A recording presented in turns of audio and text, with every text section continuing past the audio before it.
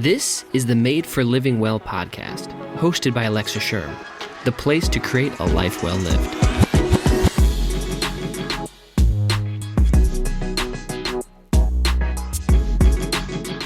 Welcome back to the podcast. If you've been following along, then you know I unintentionally did a little mini-series on bad diet advice. And like I mentioned, this was not intentional at all, but we've been talking about diet advice over at the Weekly Fill, which is my newsletter. You've got to be a part of it for the last few months. And I do think it's important to note that some of the things that we think are bad are really not the root of the issue. They're just masking it. And I think that's why we tend to circulate around the same problems over and over, and why we run back to dieting even though we don't like it or even don't believe in it. I hope in those podcasts you learned that there was a true physiological need, and there's also some inherited environments and beliefs that have led us to circulate in that story. Now, today is not necessarily a part of bad diet advice, although I do think this is bad advice that we've been given, which is to completely eliminate sugar or to villainize sugar. At the end of the day, I just don't think food has the power that we give it. It matters, certainly, but we have to understand it and the place and role of food, I think, to create more food freedom. Now, we're going to talk all about sugar today on the podcast, and I hope this gives you a little bit of hope and motivation going into the holidays and even the new year. We have to stop villainizing what's not the villain and start to understand how to help our body and how our body is always working for our good. We're going to shift the narrative on this topic. Now, this is a very brief introduction into metabolic dysfunction and really metabolism, which we're going to dive hard into in the new year. So let this be a teaser. As I promised, starting in January, the first podcast of the new year is diving hard into metabolism and how to increase metabolic function. There's a lot of research in this field, and really most disease points back to metabolic dysfunction. In fact, there's very few disease processes out there that aren't impacted by your metabolism, which is really just your energetic output. It makes complete sense, and we're going to talk all about that.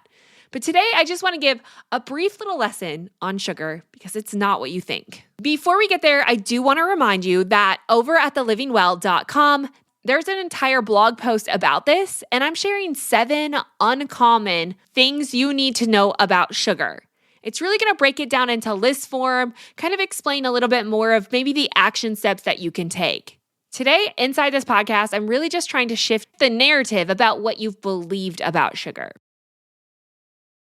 Now, the topic of sugar is really fascinating. It is fallen into the trap of being villainized over and over and over. And truthfully, there is some reason to understand that not all sugar is good, and definitely not in the proportions and concentrations in which we're consuming it. Like, yes, we on some level have a sugar problem, but our need to restrict, deprive, and starve ourselves of it is also not helping. And that's because there's a true biological need for sugar inside the body. Now, I understand that sugar is a very vague word because it encompasses so many different things in foods. When I mention sugar today, it's definitely going to fall into the carbohydrate range. We're going to talk about sugar in the form of just natural carbohydrates like fruits and vegetables and whole grains, but also carbohydrates in the form of simple sugars like candy and pop and processed foods. And we all know there is a difference, right? Like, we don't need to argue that. We don't need to get into the detailed differences of it. And I think when you really understand the purpose of food, this makes a lot more sense, right? Like, so just to give a basic foundation on the role of food, outside common thought, which is, yes, partially true, the idea that we need to eat food for energy, that's not necessarily the full picture.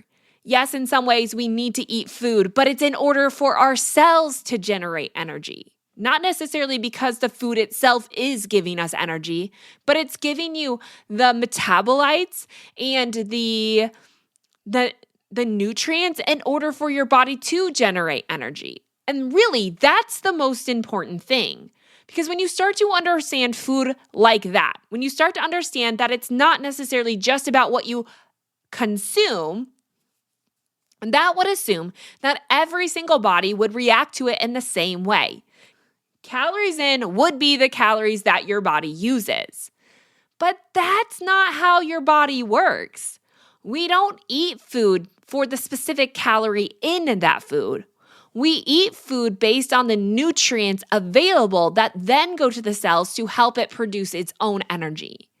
And that's why there's not a single person in all the world who's metabolizing and using food in the exact same way. In fact, you're not even, over the course of a day, what foods you take in, what nutrients you need, what nutrients your body loses, that is all going to vary depending on what your body needs. And I've said this before, and I think it is the most important thing that I could help you understand. Health is not the sum of what you consume. It is what your body chooses to do with what you consume. And what your body chooses to do with what you consume is determined by a host of a lot of different factors. In fact, like over in the show notes at The Living Well, I'm sharing 7 uncommon things you need to know about sugar. And a lot of them are, what is your body doing with it? And how might it be varying in that process? That is really the epitome of health. When you can start to understand what is your body doing with what you provide, and how can I support my body to do better things, to live out health, to heal, by altering what I provide my body. You see, our job is not to change our body. It is to support our body so that it can change. And I know the two are so similar, it's easy to overlook and it might be easy to miss, but they are very, very different. And that's why we can't just come to food and think it's good or bad, it's right or wrong. That is not possible because over the course of life and your needs are going to change. Now, I believe that most things that are grown from the earth are in some capacity have a therapeutic or healing benefit. Now, you could argue in details that not everything is good for you. I understand that. But in the scope of what we consume, I believe that we have a need for carbohydrates, protein, and fat. In fact, some of these are so important to our body that it has the ability to produce them even if you don't consume them. Like fat, for instance. When you don't consume enough cholesterol, which is formed from fatty acids, every cell in your body has the ability to produce it. It's that important. Just like carbohydrates, which are broken down in sugars, simple sugars that your body can use and absorb, your body has the ability to produce sugar even if you don't consume it, which tells me that sugar is pretty darn important for your body. Like there is a true physiological need. If there wasn't, your body would have no reason to create it in the absence of it. So I just want to clear the air and say sugar is not the villain we've been led to believe it is. It actually is really important for our physiology. In fact, there's parts of our brain and our red blood cells specifically that rely on glucose to produce energy to create the cellular output that they're looking for. You need it. Now, we could get into the entire low carbohydrate debate and talk about how your body can use ketones. I understand all of that is very true as well. Arguably, I would say it's not necessarily the preferred source of fuel. It's a backup fuel source, which means your body would still function better on glucose than ketones. Although I know there's arguments out there that would debate the opposite. But here's the thing. Even when you're living in a state of ketosis, your body still has the ability to break down and create a level of blood sugar. Even when you're in ketosis, you still have an even flow of sugar throughout your body. And I think we forget this and the state of living in these low carb state of I'm in ketosis, that is my fuel source. But in order to survive, you still have to maintain a homeostatic level of glucose in your bloodstream. That's because glucose is critical for your survival. Too low causes all kinds of problems and symptoms, which are going to alert you very strongly. That's why people get hangry, right? Like, you know when you need to eat, and your body will really go to the ends of the earth to get you to consume something that it needs when it's lacking, and especially when it's needed for survival. So, regardless of whether you're using ketones as the main source of fuel, we still have an even flow of blood glucose in the body. And so you might wonder, okay, then how is that happening? And again, that goes back to the ability for your body to produce glucose even though you don't consume it. And this is the process of gluconeogenesis, where it actually breaks specific body structures, like protein, can convert easily into glucose in order to maintain that homeostatic need of glucose in the body. Now, if you want to dig in deeper, and this is not a podcast disputing ketogenesis, I think there is a time and a place, and I do think that any kind of change or stress in the body can be good in short term. I think we have to be a little bit more cautious in the long term. And I think this is why there's a lot more research coming out to prove that ketogenesis is not a good long-term solution for people. And it has partially to do, maybe mostly to do, with the idea that your body needs sugar. It does. It relies on it. And part of the reason it is good to consume sugar is so that you stop breaking down healthy tissue, so that you don't waste your muscle in order to maintain your glucose levels because you're failing to eat it. Now, I didn't mean for this to go that deep, and I feel like I'm standing on my soapbox just lecturing and pushing really hard right now. I do want to have grace. I don't think there is a human out there who knows the intricate details of how someone's body works. And I do think we all need different levels of different nutrients inside of our body. Like, some people are going to perform really well on low carbohydrates or low sugar diets, and some people are going to need a lot more sugar. Again, we have to talk about the quality of that sugar and the amount because that is going to change things. But overall, this is a really personal subject. I'm just hoping that you see that the extremes are not beneficial, and villainizing this is not going to help you, because as long as you have a physiological need for it, your body will always look for it. And the less you provide for that need, the more alarms are going to go off, addictions, cravings, maybe that lead to addictions that are going to in some way force you to try to consume what your body is looking for. So if we start to work together, what I really believe is if you can start to supply the body with its needed fuel source, you can see so much healing, better sleep, better cortisol patterns, better response to stress, better brain function, more creativity, a higher libido, not to mention a reduction in all addictions, and just overall better regulation of your nervous system. Like, sugar can do all of those things if we eat the right amounts from the right forms. Again, I know this is a sensitive subject because I think in our minds we've built enough supporting evidence from looking at the world to say, like, okay, but they're on low carb or they're on keto diet or they've eliminated sugar, and you can see it on their external body. And that might be true. But what's really interesting about fat loss is it doesn't always correlate to health. Yes, on some level, I think losing weight can make someone healthier, but there's actually 3 different layers of body fat inside the body. There's liver fat, there's visceral fat, and there's adipose fat. And where your body chooses to store or break down fat is the biggest indicator of health, not necessarily how much fat you've lost. So, someone who might lose weight but lose it in the adipose form while maintaining visceral fat, which is more abdominal fat or liver fat, is actually not really doing anything for their health. In some cases, it might even be accentuating their unhealthy patterns of storing more visceral fat. And I think this presents the biggest culprit in our health that is getting blamed on blood glucose and insulin levels. And this is kind of a side note, but it gets me really excited because I think when we start to villainize the body, we miss all of the ways the body is actually working for you and for your good.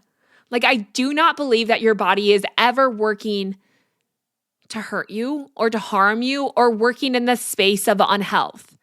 I think it's doing the best with what it has, and sometimes that leads to a lot of symptoms and disease, but I don't necessarily think that's a product of how your body responds, but it's rather a product of the environment you've provided for your body. And it's doing the best with what it has. Now, I say this because even when you dig into the research about insulin resistance, and everyone claiming insulin resistance is the problem, it's a big deal. And yes, it really is. But there is actually a protective value to insulin resistance in the body. And I want to give you 2 ways that you can actually see in the research, and I'll link it up in the show notes. But 2 ways that insulin resistance actually helps you.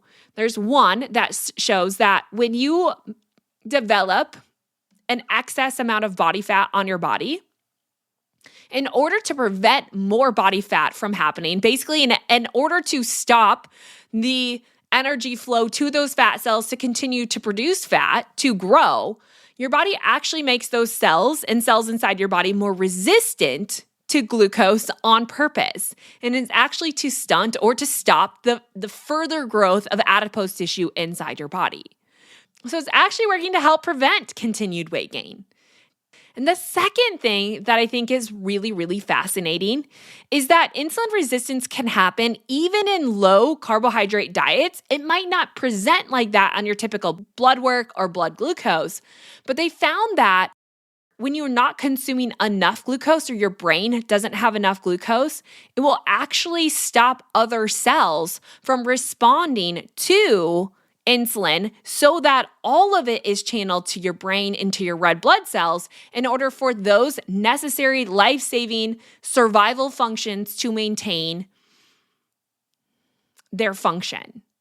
And I think that's really, really fascinating. And I think we can easily overlook some of the benefits of why your body is doing what we have deemed unhealthy. But I still think that at the end of the day, your body is always working for your good. And how mind-boggling is it for your body to know when it's threatened to the point that it starts shutting off unnecessary, non-life-saving functions, and it starts to channel all of its resources into those things needed for immediate survival? Like, how cool is it that your body can function in this way? I mean, it's so outside what we can even comprehend. It's so far outside the research that we have, all the intricacies and the ways that it's all working together through patterns and systems and alerts and alarms to really benefit you in everything, even in the things that we call bad. Now, of course, I also don't necessarily believe insulin resistant is a product of excess glucose, as much as it's an issue with your liver and an increase or influx in fatty acids. We're going to talk more about that when we get into the metabolic function podcast series. But for today, again, this comes back to tell you and to give you a little bit of hope that you don't need to restrict and deprive and starve yourself of sugar throughout the holidays. In fact, that is only going to make your cravings and your need for sugar worse. I think one of the best ways to control your cravings and your needs is actually to consistently meet your glucose needs throughout the day. And that literally means just eating some healthy carbohydrates for breakfast, lunch, and dinner, maybe even for a snack, and certainly not stressing about the extra things that you do consume. Now, I don't want you to hear me say that you can just binge on sugar all you want. That's not it at all. Anything in excess is always going to create a problem, even what some consider the healthiest things. Like even water in excess can be really damaging to the body. It can even be deadly. So can too much sugar. So this isn't about binging, but it's about understanding how to create the balance within your body. It's about eating these things without the fear of these things, because the fear is actually only going to accentuate your need for them. And that brings up the last point that I want to talk about in this podcast. I think the biggest culprit when we talk about blood glucose levels is not necessarily insulin and insulin resistance and the food itself. I actually think it has to do with your cortisol response. It actually has to do with stress. And yes, food matters overall in metabolic dysfunction, but the biggest culprit across the board must be stress when we put it all together. And the reason I say this is because while insulin is helping to regulate glucose inside your body, the biggest determining factor of how that glucose is used inside your body is actually how it correlates to cortisol release. And cortisol is your stress hormone. Cortisol is the very thing that's responsible for creating sugar even though you're not consuming it. So regardless of what you eat, you can actually see blood sugar spikes inside your body based on stress alone. And this is one of the most fascinating things I found when I did a continuous glucose monitor or wore one, was that I could see really big spikes. In fact, some of the largest blood sugar spikes that I had happened after the few moments and few arguments that I had with my husband. Like when I got stressed and we started arguing, my blood sugar skyrocketed. And that's exactly what's supposed to happen. Now, cortisol is actually a delayed response. Your body doesn't store extra cortisol inside the body. It has to make it. So it's not necessarily going to happen as quickly as consuming a sugar does. But 10, 15 minutes after the argument starts or after the stress response, you're going to see a change in your blood sugar response because it's cortisol that's breaking down your body in order to produce sugar. You might be like, why is this happening? Well, when you're stressed, typical physiological stress would be when I need to get away from something. I need energy to fight off whatever the stressor is. Now, stress used to be a very physical response, whether it was starvation, it was excess walking, it was, running away from a lion, although, everyone uses that as an example. It's kind of lame, but you know what I'm saying. Like it used to be a physiological stress.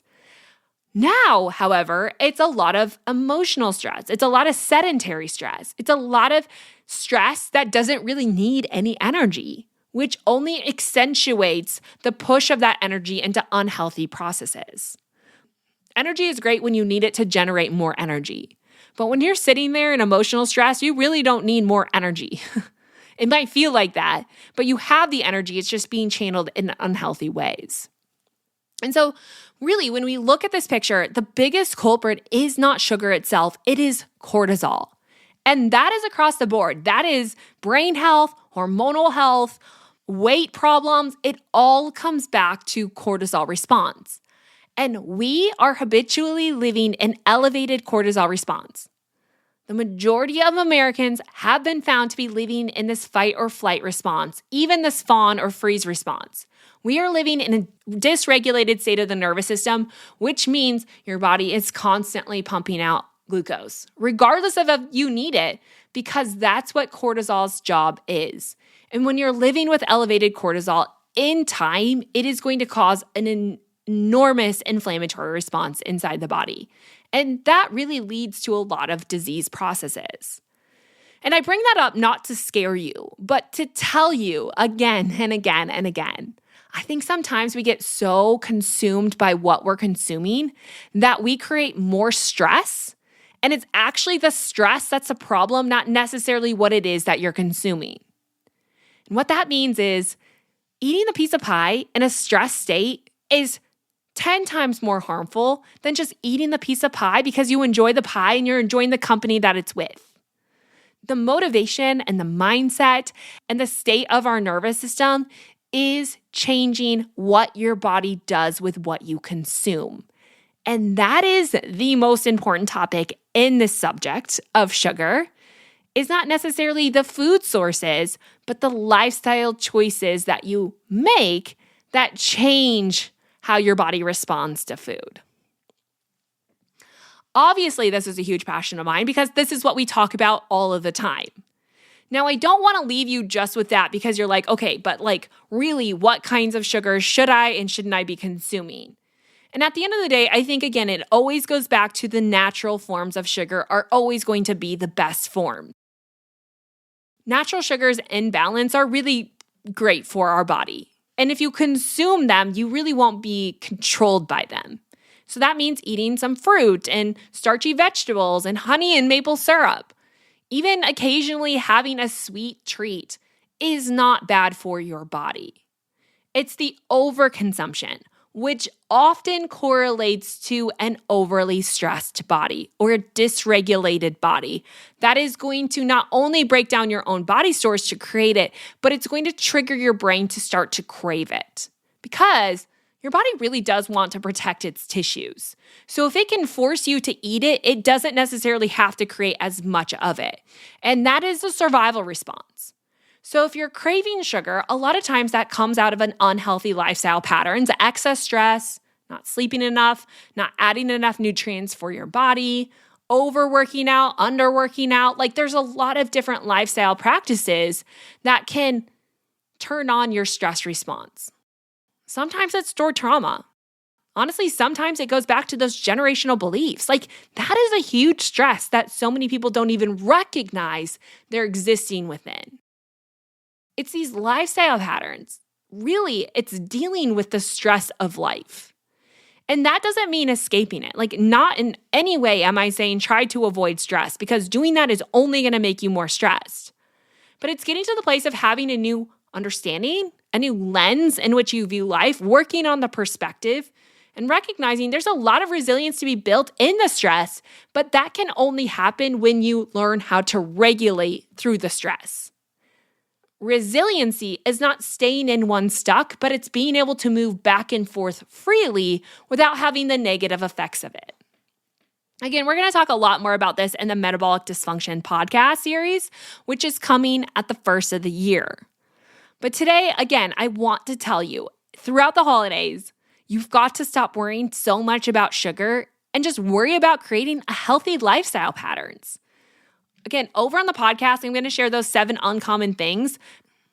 But if I could convince you of a few things, it would be move your body more. It's one of the best regulators of your nervous system, is just to move appropriately. It also is a great way for your body to generate energy.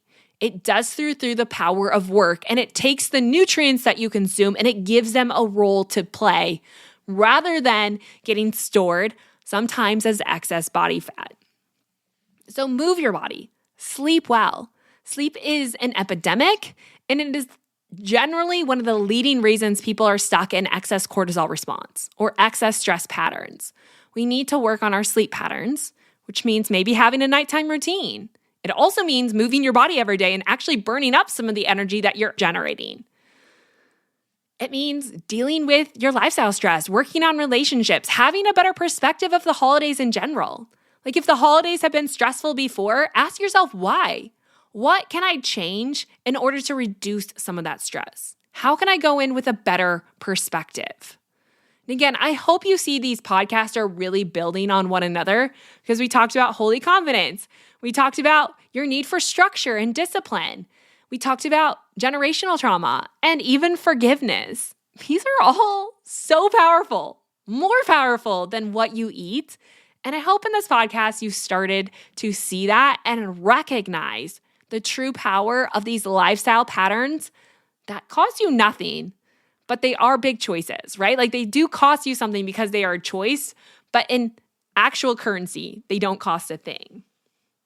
And so those things are going to matter. And then, like I said, we don't want to overeat sugar, right? But I think when you start to come to it with the right view of it, when you start to ask, but what does my body really need? And what is it looking for in food? And you just start to see that food is not necessarily because you need energy, but it's because you need the nutrients that food provides that helps your body to generate energy. When you start looking at food as supporting work for your biology to function, and you also supply some of that sugar so you reduce your physiological cravings and need for sugar, you can start to find a more harmonious balance to those things. It's not eating too much, but it's also not eating too little. And sometimes that means indulging in the occasional treat. You can and you should if you want to. You don't have to. But if you want it, stop denying yourself because you're still going to produce sugar even if you're not eating it. Now, I do think there are ways to cook with less sugar, to use it appropriately. And I also think that there are some sugar substances that are actually pretty dangerous to our body. I am hosting a live class all about artificial sweeteners, and included in that is a healthy holiday guide, which gives you some of my favorite recipes that are a little bit lower in sugar, but still give you the flavor and the pleasure that you're looking for in those holiday treats. If you want to get all of that, if you want to check out the live class or watch the replay, head on over to theweeklyfill.com. I'll make sure and link it up in the show notes at the Living Well, where you can get that. I host a live class every single month inside my membership at the Weekly Fill inside my newsletter. There's a free version and there's a membership version. The membership version is $5 a month, and I promise it is completely worth it. You get so many perks, including these live classes that include Q&A sessions so that we can really get into what you're struggling with personally, what you need help with, and that I can help point you in the right direction. Next week, I'll be posting a preview of these live classes for you to check out. So make sure you come back to the podcast where you can learn more. If you want that guide, head on over to thelivingwell.com and grab my healthy holiday sugar guide that also provides some of my favorite holiday recipes. Okay, this is a big podcast. I feel like I didn't even take a breath throughout it, but I hope it started to give you a new perspective and a new hope and a new way of looking at health, again, which we're really going to dive into in the new year. But before the new year happens, we have some great interviews coming up I'm super excited about. And then I have a pretty big subject to talk to you about resolutions. Because again, I think if you change your perspective, it can change the way that you respond towards them. So stay tuned. Great podcasts are coming your way. But for now, head to thelivingwell.com to check out more on those 7 uncommon things you need to know about sugar and all of the resources inside today's guide. So I'll see you over there.